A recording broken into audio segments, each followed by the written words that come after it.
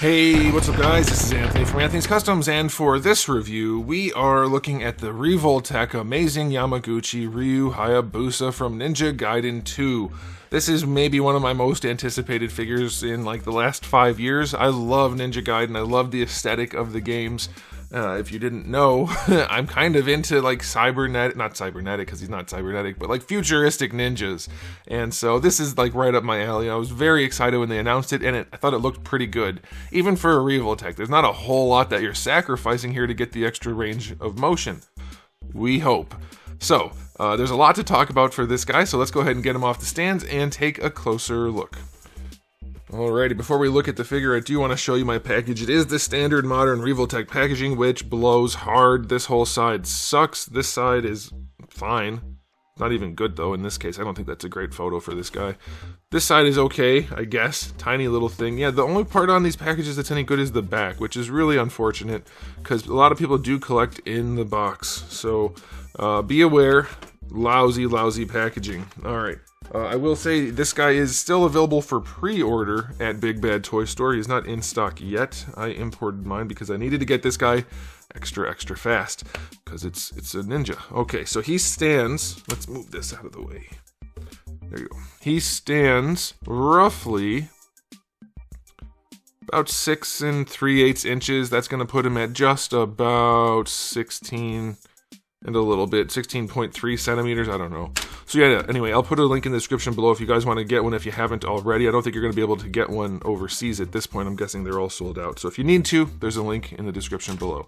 Here he is up against Darwin, so he will fit in just fine with either the upscaled 1/12 scale Marvel Legends and the like, or probably even some smaller ones if you do a little bit of fudging. So you should be good there. Now, let's do a quick question of the day. Is RYU HAYABUSA the coolest ninja ever? Or is there someone that you know that is better? Maybe Strider Hiryu, or I don't know, Leonardo? Who knows? Let me know what you guys think. For me, it's pretty much all about the RYU HAYABUSA. Okay, so this guy, Revoltech figure, as you can see, not super ugly, definitely suffers from some of the Revoltech stuff, like the elbows are definitely a thing, the shoulders, not great.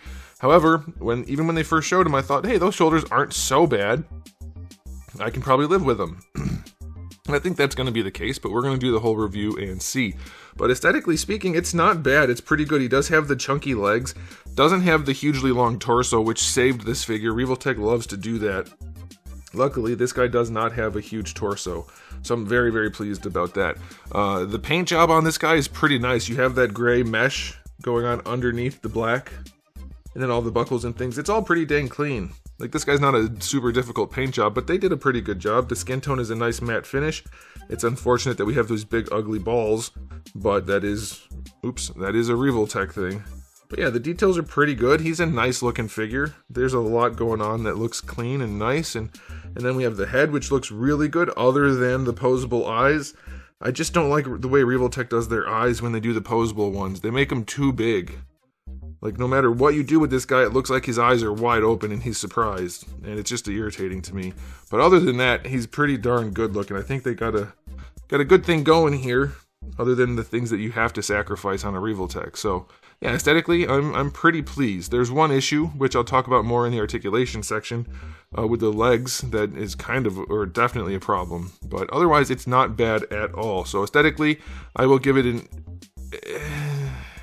You know what? I'm just going to do 7. I'm going to do 7 because I think they could have done some things better that they didn't need to screw up, for sure, especially on this release. But yeah, it's still a good-looking figure. There's nothing really wrong with it other than it could be a lot better. Let's put it that way. All right, now as far as accessories go, this guy kind of shines in the accessory department. You get a whole bunch of hands.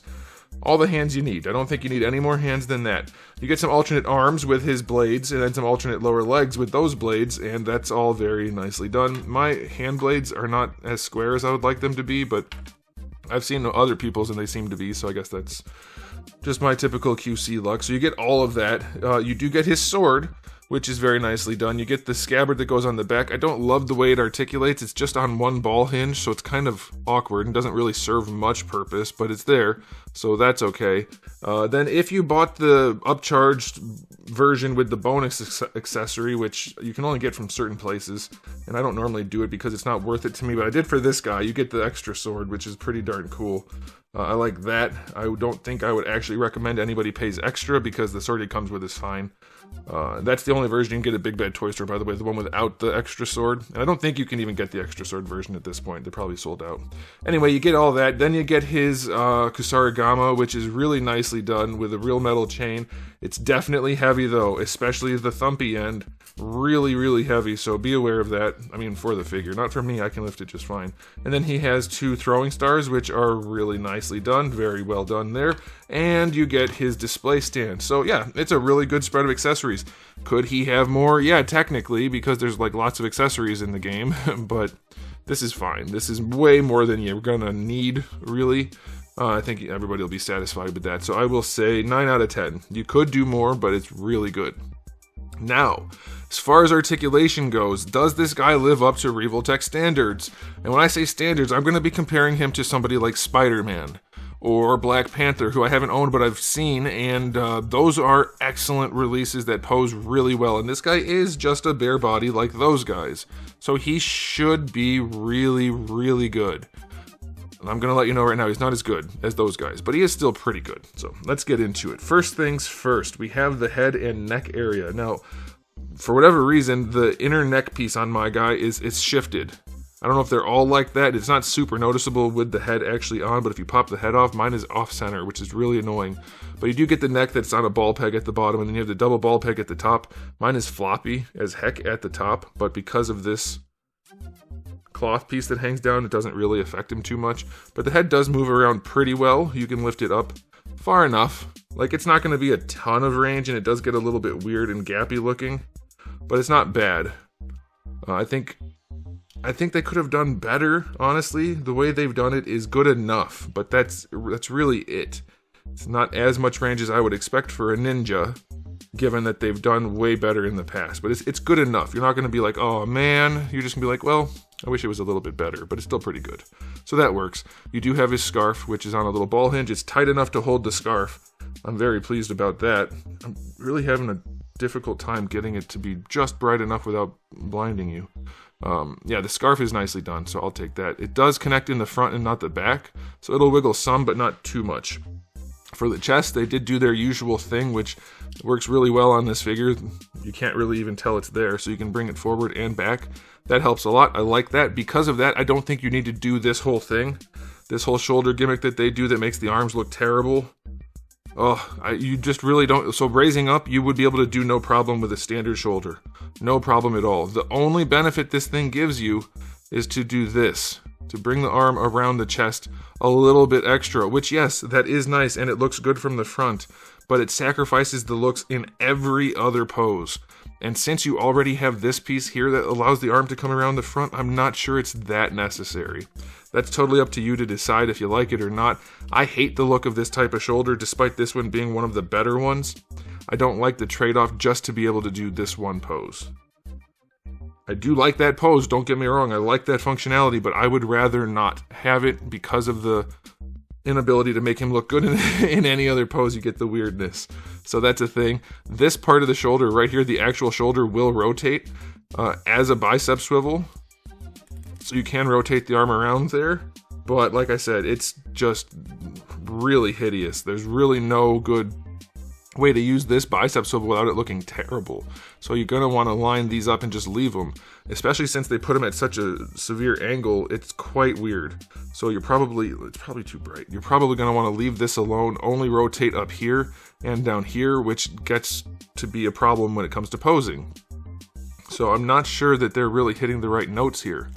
Now you do have the giant ball hinge down here that lets the arm do a nice, relatively deep bend, not super tight. It's not the worst looking one we've ever seen either, but as a result, it also has the least range of some of the ones we've seen. That's about as far as you're going to get it. It does get gappy, but not as much as some of the others. So you sacrifice a little bit of range there. It's still ugly though, and that's the weird thing about these figures. It's like they're not hitting their balance on all of them, but you do get rotation down there if you need it, and you can rotate it here. Wrists are on a little ball hinge. These pieces are floaty. They tend to inhibit the range, but not too much, so it's not so bad. And it's not a right balance of good looking and posability because it's not as posable. I don't get it. It's even worse down here, but let's look at the torso. All right, so we have some ball pegs going throughout. He leans back, not that far. Like, it works. I'm just saying for Revoltech, it's not that far. It's good enough. It will be fine. But for a Revoltech figure, it's pretty limited. Same thing going forward. Like, it does work. Don't get me wrong. It functions well. I was expecting more out of Revoltech. But the torso is pretty decent. Going out to the side, no problems there. I think the torso might be the best part on this guy. It's pretty good. Now for the hips. This is where we really come into an issue because Spider-Man worked pretty well. I've heard Black Panther works really well, and he's got some real chunky thighs. This guy, it's not great. The first thing I'll note is the knee pads that are permanently fixed because of the way they do their knees point out to the side. Unless you rotate the leg all the way around, which you can't really do. That's the only way to get the knee pointing forward, but then this part is all twisted in, and it's not good. So you end up having him with his knees pointing out to the side, and it's just goofy looking. So the knee thing is a problem. But then just the hip functionality is not as good as they've done in the past. It can go out to the side if you use their crooked thigh swivel, but that does rotate the whole leg. So in order to do things, it's going to be a lot less good looking than it needs to be. Now, it's still functional, don't get me wrong. See, he can still kick high. But once you kick him high, you have a lot less rotation in the swivel because of the angle. So is it going to function? Yes. Is it going to be fun to handle? Not really, because see, look at the way his leg is bent right now. If I want him to bend his leg out, I have to fight with it, and it doesn't even want to go because of the way they do their thigh swivel. It's an angle, so it doesn't even rotate. So you have to constantly fight with this thing to get the joints to go, at least for the hips, where you want them to go. Don't even consider the fact that these things pop off constantly. And I'm not even sure that that's intentional because they're not like usable when they pop off. They still have a big tab. Oops. They still have a big tab on them. And a hole in his leg. So I don't think it's like meant to be an accessory. So it's just really, really cumbersome to get his hips and thighs to do what you want them to do. It's really annoying. And on top of that, his single jointed knees, which are generally okay, this one's super loose. Really, really loose on mine. So that's a problem for me. You do get your ball peg down here at the shin, which lets it rotate mostly. It doesn't have a ton of extra range like they used to do. And then for the ankle, this is a floating piece. You get a ball hinge with a ball peg. It doesn't have as much range as you would like, I'm guessing, if you want range in the ankle for a ninja. It goes back okay, but going forward, nope. Doesn't work. Toe hinge is a good toe hinge. They do a nice toe hinge. Somebody asked me in the comments the other day, which toe hinges are the good ones, since you say they're often bad? Well, this is a good one. If you're watching, this is for you. Otherwise, I didn't remember which ones were good to tell you, but I tried to explain it. But yeah, see how it's flush here? The joint is the full thickness of the foot. So when you bend it, you end up with no gaps. Like theirs is a little off center, so there's a little lump there, but this is a generally pretty good toe hinge. Like it's super acceptable for sure. This is one of the better ones.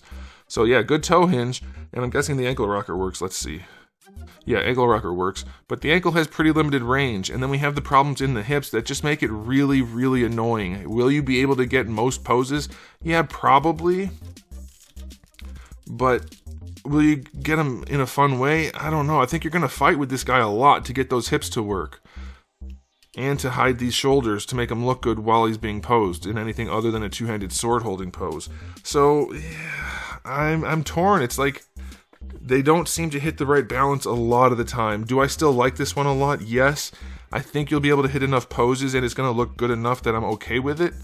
But I think they need to redo their thigh swivel and their hip design and their knee design and their shoulder design. And they wouldn't really lose any range if they did it correctly. Because they're not really doing this correctly, if you ask me. I'm going to give the articulation for Revoltech only an 8 out of 10. The torso's great. But other things just don't work as well. And having a loose knee and having to fight with these things constantly and these guys, it's just a pain in the ass. He's not a fun figure to handle. He looks cool when you get him in a cool pose, but he's not fun. And I'm sure if you guys have been collecting figures for a while, you've had figures that you enjoy, when you're not handling them. This is one of those for me. That's often the case with Revoltech, but this one is definitely a standout. He's not enjoyable to handle for me. I'm constantly trying to fidget with it and fight with it to get it to do what I want. And so I'm not in love with it. But let's do the final verdict. I do love owning a really highly articulated Ninja Gaiden figure, RYU HAYABUSA. And it is good enough for me. I know a lot of you are just going to be like, nope, you're going to nope right out of it because it's got the Revoltech problems. And this isn't even the best version of a Revoltech figure, so I get it. But if you're going into it with all of that information in mind, I think you're going to find enough pleasure, enough joy out of owning it that you'll be okay with it. That's how I am with it. And I think they did a good enough job. So I'm going to give it an overall rating of, came with a lot of stuff. It's overall pretty good. I'm going to say 8 out of 10. It's not even close to the best Revoltech release they've ever done. Not even a little bit, despite him just being basically a blank body.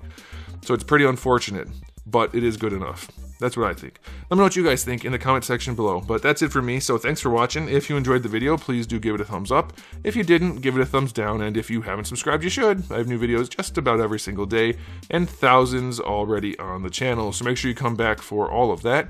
And in the meantime, keep collecting.